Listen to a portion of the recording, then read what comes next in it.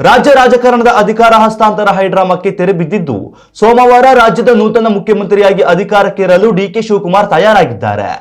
ಈಗಾಗಲೇ ವಿಧಾನಸೌಧದ ಆವರಣದಲ್ಲಿ ಡಿಕೆ ಶಿವಕುಮಾರ್ ಸೇರಿದಂತೆ 8 ಮಂದಿ ಸಚಿವರ ಪದಗ್ರಹಣಕ್ಕೆ ಸಿದ್ಧತೆ ಭರದಿಂದ ಸಾಗಿದೆ.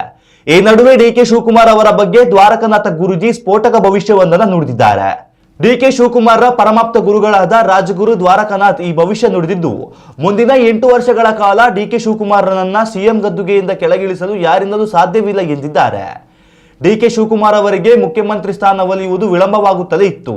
ಹೀಗಾಗಿ ಶೃಂಗೇರಿಯ ಶಾರದಾಂಬ ಸನ್ನಿಧಿಗೆ ತೆರಳಿ ವಿಶೇಷ ಪೂಜೆ ಸಲ್ಲಿಸುತ್ತಿದ್ದೆ.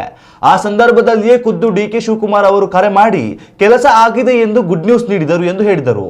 ಬಂಗಾರಪ್ಪನವರ ಅವಧಿಯಲ್ಲಿ ಡಿಕೆ ಶಿವಕುಮಾರ್ ಸಚಿವರಾಗಿದ್ದ ಸಂದರ್ಭದಲ್ಲಿಯೇ ಮುಂದೊಂದು ದಿನ ಡಿಕೆ ಶಿವಕುಮಾರ್ ರಾಜ್ಯದ ಸಿಎಂ ಆಗ್ತಾರೆ ಎಂದು ಭವಿಷ್ಯ ನುಡಿದಿದೆ. ಅದೀಗ ನಿಜವಾಗಿದೆ. ಅದರಲ್ಲೂ ಜಾತಕದ ಪ್ರಕಾರ ಡಿಕೆ ಶಿವಕುಮಾರ್ಗೆ ಗುರುಬಲ ನಡೆಯುತ್ತಿದೆ. ಹೀಗಾಗಿ ಮುಂದಿನ 8 ವರ್ಷಗಳ ಕಾಲ ರಾಜ್ಯಕ್ಕೆ ಅವರೇ ಸಿಎಂ ಎಂದು ಭವಿಷ್ಯ ನುಡಿದಿದ್ದಾರೆ. ಡಿಕೆ ಶಿವಕುಮಾರ್ ಸಂಘಟನಾ ಚತುರ. ಹೀಗಾಗಿ ರಾಜ್ಯದ ಸಿಎಂ ಆಗಿ ಜವಾಬ್ದಾರಿ ವಹಿಸಿಕೊಂಡ ಬಳಿಕ ಸಿದ್ದರಾಮಯ್ಯ ಬಳಗದ ನಾಯಕರನ್ನ ವಿಶ್ವಾಸಕ್ಕೆ ತೆಗೆದುಕೊಂಡು ಸಮರ್ಥವಾಗಿ ಅಧಿಕಾರ ನಿಭಾಯಿಸುವುದರಲ್ಲಿ ಅವರು ಖಂಡಿತವಾಗಿ ಯಶಸ್ವಿಯಾಗಲಿದ್ದಾರೆ. ಡಿಕೆಶಿ ಅವರ ನಾಯಕತ್ವದಲ್ಲಿ ರಾಜ್ಯದ ರಸ್ತೆಗಳು, ನೀರಾವರಿ ವ್ಯವಸ್ಥೆ ಸೇರಿದಂತೆ ಮೂಲಸೌಕರ್ಯಗಳು ಅಭಿವೃದ್ಧಿ ಶಿಖರವನ್ನೇರಲಿದೆ ಎಂದು ದ್ವಾರಕನಾಥ ಗುರೂಜಿ ಭವಿಷ್ಯ ನುಡಿದಿದ್ದಾರೆ. ಇನ್ನುಳಿದಂತೆ ಡಿಕೆ ಶಿವಕುಮಾರ್ ಅವರ ಆಪ್ತ ಜ್ಯೋತಿಷಿ ಡಾಕ್ಟರ್ ಬಿಪಿ ಆರಾಧ್ಯ ಅವರು ಕೂಡ ಭವಿಷ್ಯ ನುಡಿದಿದ್ದು, ಡಿಕೆ ಶಿವಕುಮಾರ್ ಅವರ ಪುತ್ರಿ ಐಶ್ವರ್ಯ ಮೇ 1ರಂದು ಹೆಣ್ಣು ಮಗುವಿಗೆ ಜನ್ಮ ನೀಡಿದರು. ಆಗಲೇ ನಾವು ಡಿಕೆ ಶಿವಕುಮಾರ್ ಅದೃಷ್ಟ ಕಾದಿದೆ ಎಂದು ಭವಿಷ್ಯ ನುಡಿದಿದ್ದೆವು. ಆ ಮಾತು ಈಗ ನಿಜವಾಗಿದೆ.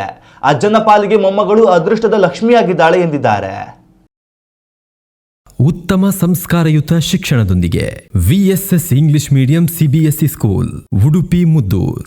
ನರ್ಸರಿಯಿಂದ 10ನೇ ತರಗತಿವರೆಗೆ ಶಿಕ್ಷಣದ ಜೊತೆಗೆ 5ರಿಂದ 10ನೇ ತರಗತಿವರೆಗಿನ ವಿದ್ಯಾರ್ಥಿನಿಯರಿಗೆ ಉತ್ತಮ ಹಾಸ್ಟೆಲ್ ಸೌಲಭ್ಯವೂ ಇದೆ.